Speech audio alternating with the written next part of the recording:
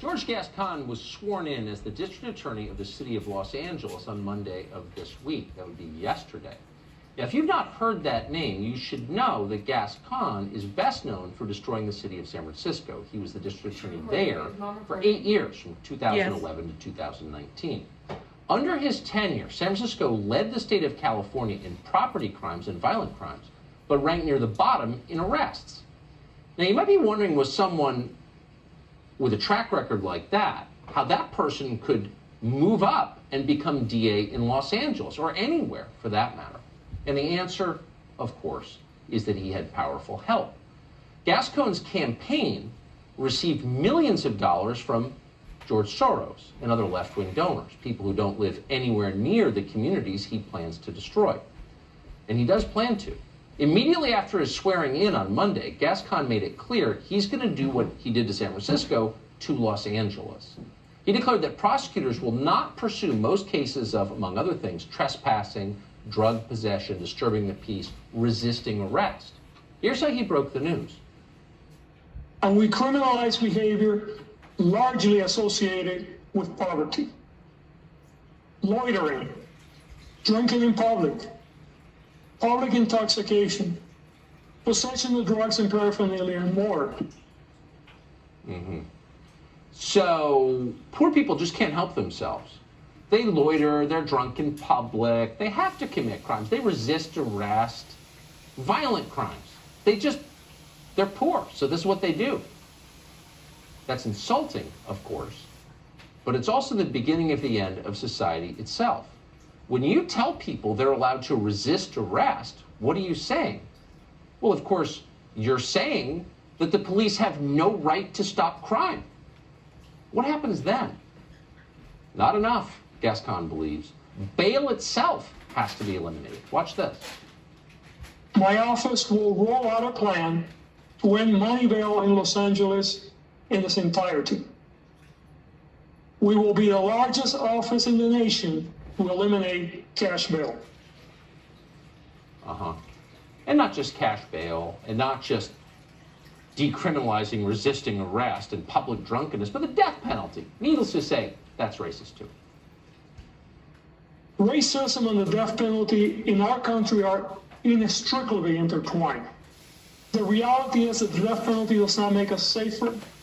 It is racist, and beginning today, it's off the table in LA County.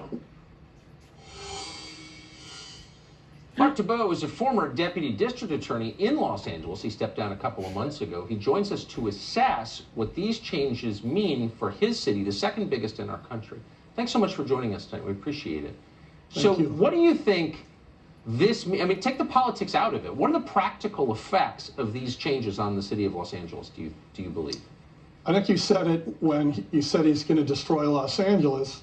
It's kind of ironic that yesterday when he made these proclamations, it was December 7th, Pearl Harbor Day, and then he carpet bombed the district attorney's office with 9 special directives, about 80 pages, that basically dismantles and throws out decades of policy that informed what prosecutors do every day. And he's doing it recklessly. He did it in 10 minutes in his speech. And basically what you said, despite what the law is, you know, in California on a regular basis, there's been legislation to do away with the death penalty. It's always been defeated. The people have voted the death penalty in, but he doesn't care what the people voted for. And cash bail was just recently, you know, defeated at the polls. He doesn't care what the public wants. He is not just the prosecutor. He's now the legislature. He's going to pick and decide what laws he likes and what laws he'll enforce and what laws he won't. And it's really not a prosecutor's office anymore. It's a second public defender's office. So it's a sad day for all the DAs. As you mentioned, I've just retired. I don't have to be there, but I'm sad about it. I did it for a long time, 35 years. I believe for the most part, you know, there are always issues, but DAs in Los Angeles County try to do the right thing. They have a concern for the victim. If you have a victim on one shoulder crying, a defendant or his family on the other shoulder crying, You tend to listen to the victim. You want to get to the truth. You never hear him mention the suffering of victims. The defendant is the new victim. The defendant is the one who needs compassion. The defendant is the one who's being harmed by these policies. And you never hear what the victims want or what they need or what we need to do to make our community safe. And that's the problem with this guy. Yes.